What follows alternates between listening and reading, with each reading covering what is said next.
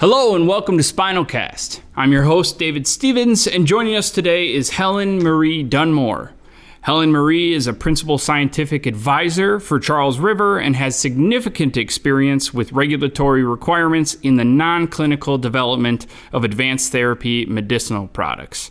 Helen-Marie, thank you so much for joining us. Thank you for inviting me. Of course. So really, I think our hope and our goal for this episode is to learn a little bit more about you and how corporations like Charles River can make a major positive impact on the SCI community and research as a whole.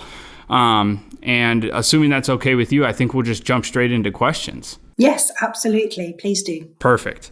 So I think a good place to start is just to kind of give our audience a better feel for what it is that you do related to spinal cord injury. So as a bit of background, I'm a regulatory toxicologist. I work in the scientific advisory services team at Charles River Laboratories. They're a global contract research organization.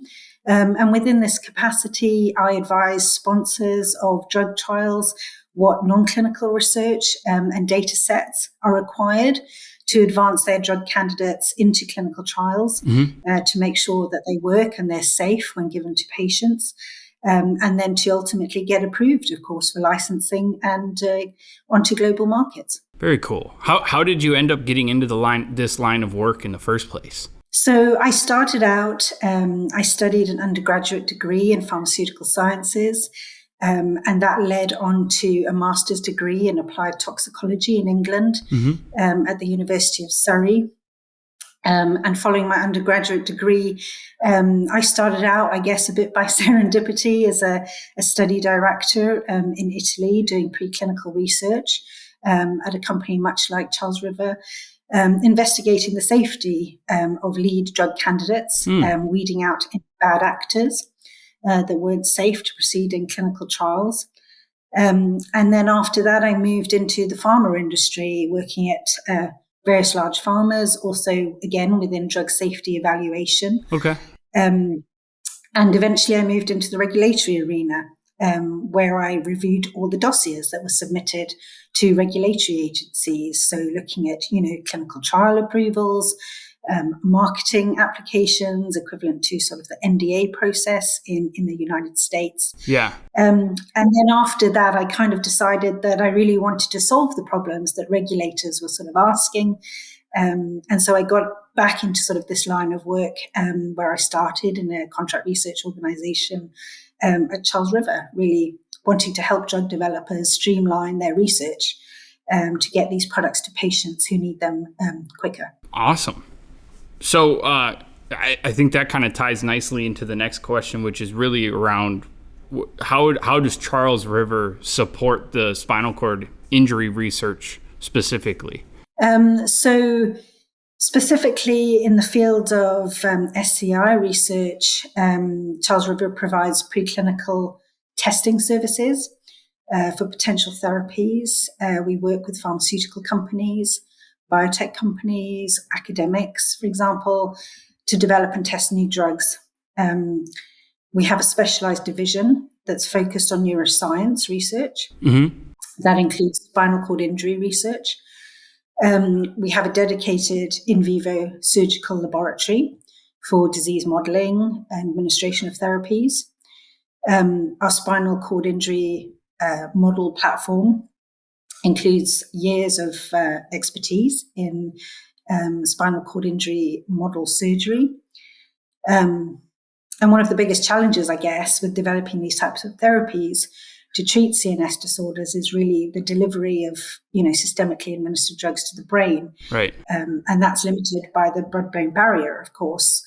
So Charles River has developed this expertise in administering methods directly to the central nervous system. So when you say blood-brain barrier, can you kind of provide me a little more detail on that? I guess I personally don't have a clear understanding of what kind of barrier that is. So it's a barrier in the brain, and it limits certain unwanted substances harmfully getting to the brain and affecting the brain. Okay.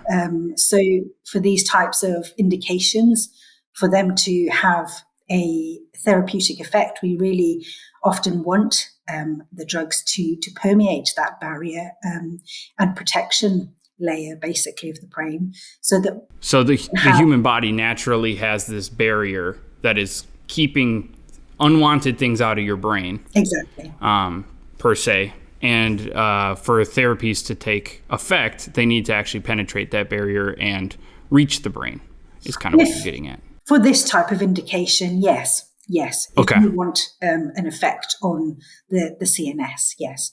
Based on the work that you've done thus far with Charles River, what are some of your opinions on how we could improve therapies for the spinal cord injury community or SCI as a whole? I think sort of stem cell therapies that are being developed, more and more advanced therapies, and tissue engineering, for example. Researchers are exploring the use of these types of therapies to regenerate damaged tissue and neural pathways in the spinal cord. So I think we need to make use of newer technologies being developed to target specific cells that could regenerate the spinal cord after injury. We need to really take advantage of the advancement in robotics and exoskeleton technology. Mm-hmm. That allows for more extensive mobility and functionality for individuals with these types of injuries. We can look at more personalized medicinal approaches. Charles River is heavily involved in this arena. We use genetic testing and precision medicine. So that in itself can help identify optimal treatment approaches for each individual with spinal cord injury. And then again, of course, always we need more research and funding, really, to help accelerate the discovery of new and improved therapies for spinal cord injuries.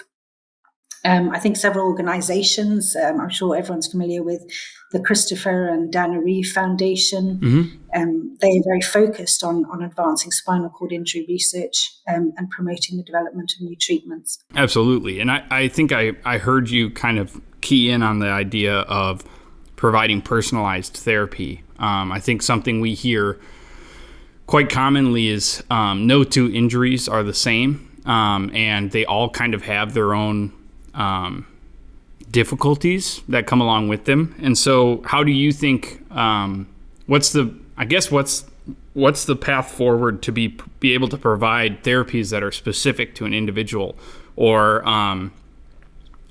are you more focused on providing therapies to, a C3, C4 injury, or is it on a case-by-case basis?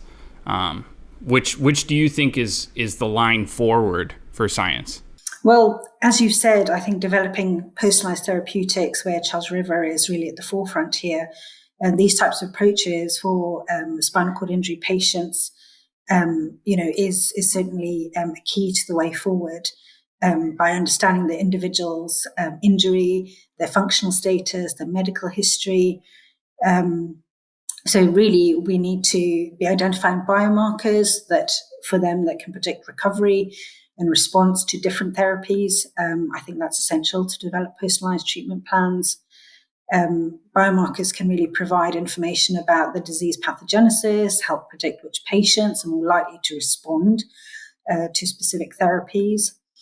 There's also a thing about combination therapy.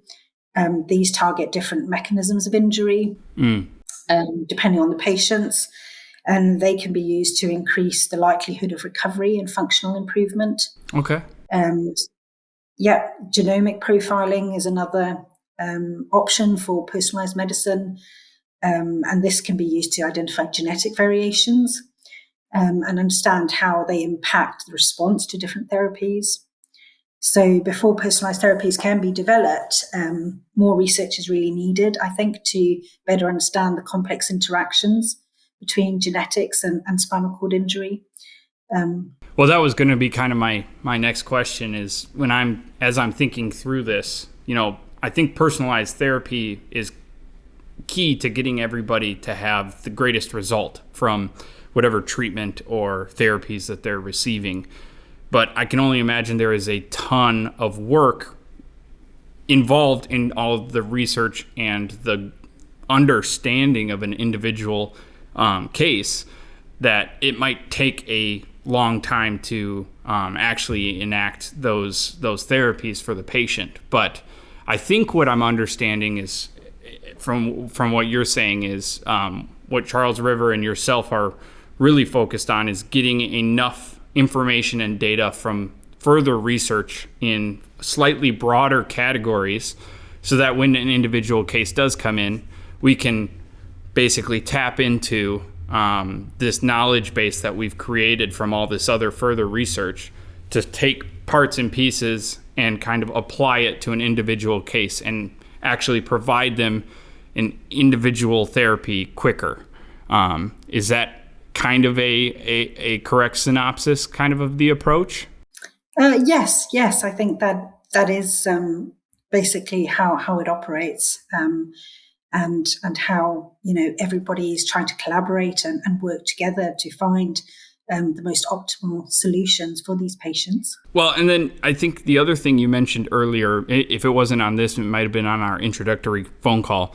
But Charles River also does a lot with animal models, correct? In running scientific tests and trials.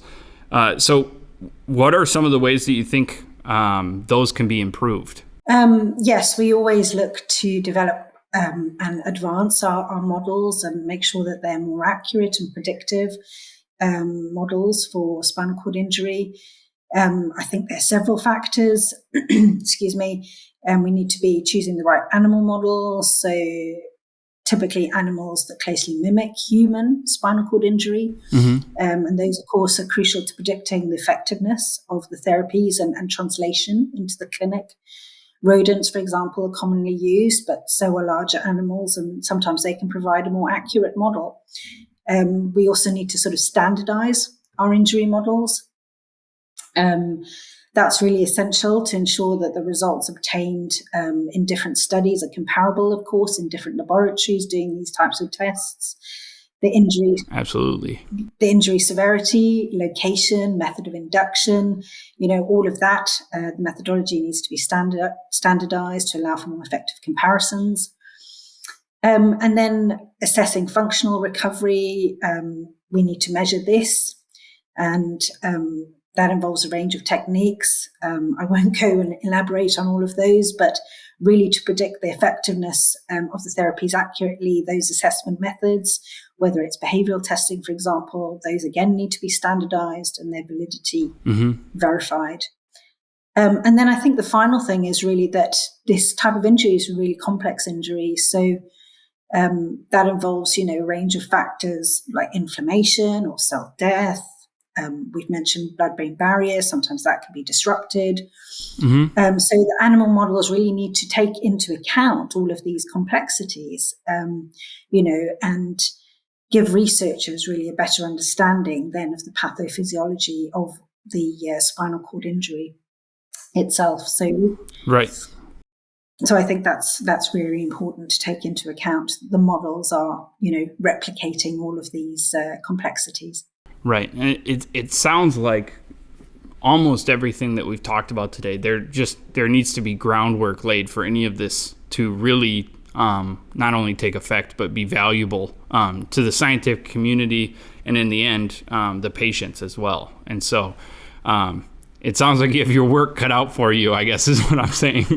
Yes, absolutely. And, we work with a lot of partners in this area. So, people can feel free to reach out to us, whether that's the scientific advice services that I work in, but also our, laboratories, neuro labs directly.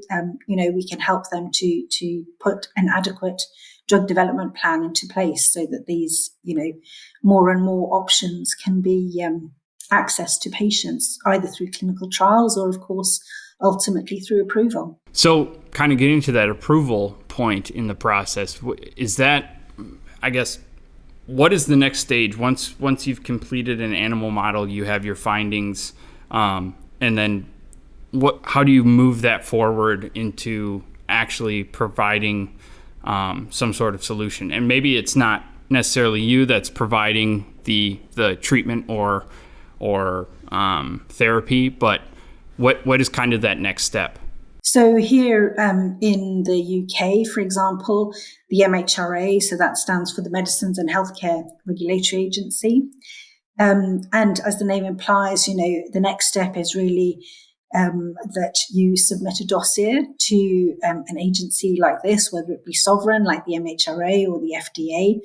The regulatory body is then responsible for ensuring that the medicine or medical devices, for example, are safe and effective in that country or that jurisdiction. If it's Europe, it'll be the European Medicines Agency.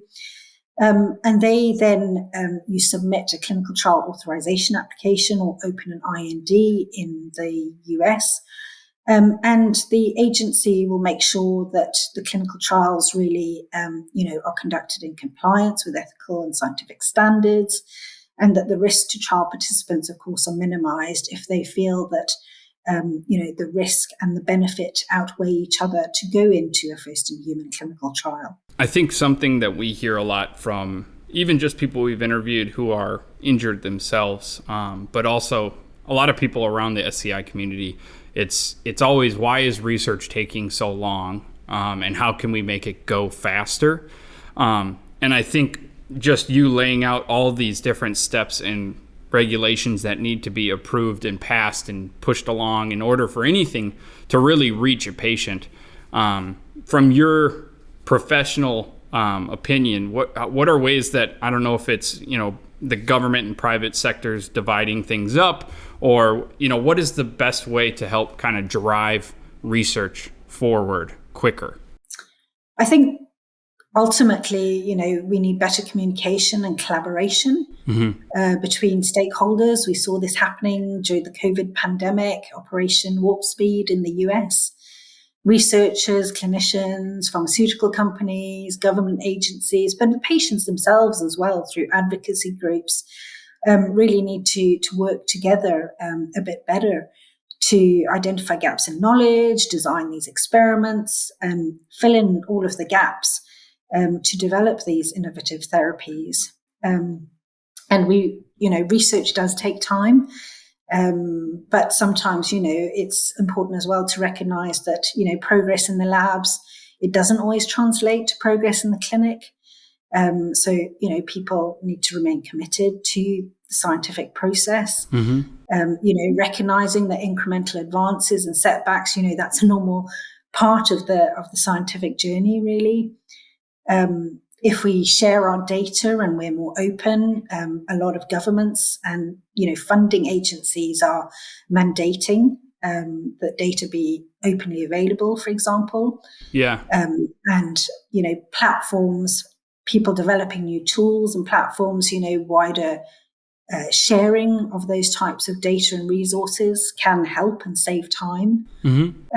So I think there are a few ways to speed up the process, as well as things like AI, machine learning. Of course, machines just have, not just in drug development, but in all other fields as well, data can be analyzed much quicker by these types of tools, which, will also make inroads to shortening the times to approval. Yeah, I do think it is pretty incredible, even over the last 3 years, how much AI and other technical tools have been able to not alleviate the need for the human eye, but really accelerate a function that is almost remedial. They can just do it immediately versus taking the time to sit down and kind of plow through it as an individual. So that's super exciting. So you kind of talked about during the research, you have to share your progresses and your failures and things like that. And so kind of keying in on the whole failure side of research, what are some of the challenges that you or your team have faced when executing some of these research therapies? Yeah, I think spinal cord drug development injury, it faces a number of roadblocks and challenges. Some of the key obstacles, I guess, impeding progress that we see, still there's a limited understanding of the molecular mechanisms involved although research, it's given us a basic understanding of the events that occur after spinal cord injury. There's still so much we don't know about the pathways involved and the healing process. So that can make it difficult to develop targeted therapies.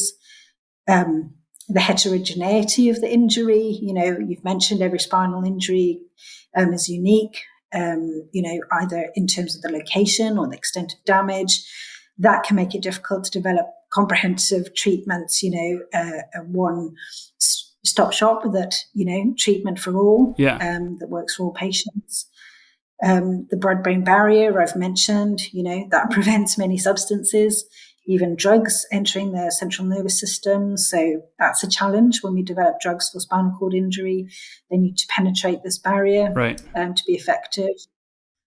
There's clinical trial endpoints, that can be really difficult to ascertain when we develop novel therapies.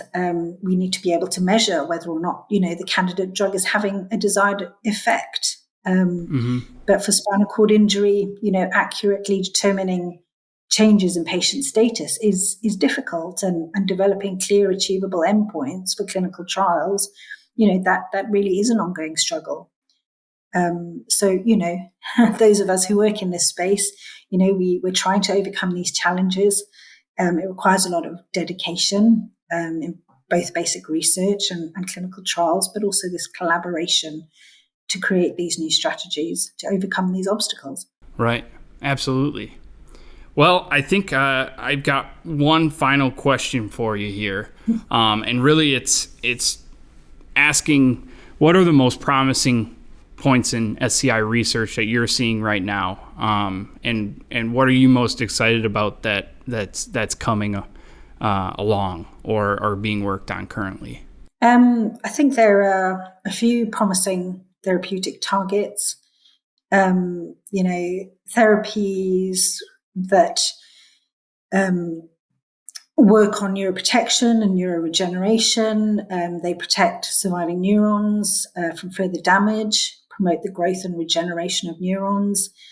Pharmacological interventions are promising. There are several drugs at the moment being investigated for their ability to promote tissue repair or reduce inflammation, improve neurological function. I work heavily in the advanced therapy medicinal product area, so cell and gene therapies. And personally, that is where I'm very excited about these types of regenerative medicine. The use of stem cells or other cell-based therapies really can help regenerate damaged tissues. They've seen some good responses in clinical trials, and they promote functional recovery. For the gene therapy, those types of approaches can be used to modify specific genes that are involved in repair and regeneration of spinal cord tissue. And I think both of these fields are very exciting and hold a lot of promise for these patients. Fantastic. Well, I don't personally I think we got through all the questions I had here. So I just wanted to say thank you again for being willing to join us on today's podcast. It was certainly interesting and eye-opening, I think, for us, and I'm hoping our viewers at home or listeners, just to kind of get a different insight into part of, I think when people think about spinal cord injury research and research in general for, medicinal products and therapies, it's kind of this entity that we don't fully understand. And there are a lot of moving parts and a lot of individuals involved, and a lot of organizations involved. And so I think it's very interesting to get to speak with someone like yourself, who is one of those entities and able to kind of give a unique perspective on where things are going and what we can be excited about. And the fact that progress is being made and people are dedicating their lives and careers to providing beneficial therapies for people with spinal cord injury. So I thank you for your work, and thank you again for joining us. It's been a pleasure, and thank you so much for the opportunity. Absolutely. All right, everybody at home, if you're watching or listening on a podcast platform, please think about giving us a subscription or a follow. We'll make sure to leave some details about Helen-Marie Dunmore in the description, so you can learn a little bit more about her and Charles River. But I think that's all we got. So hopefully we'll talk again soon. Thanks, Helen. Thank you. Take care. You too.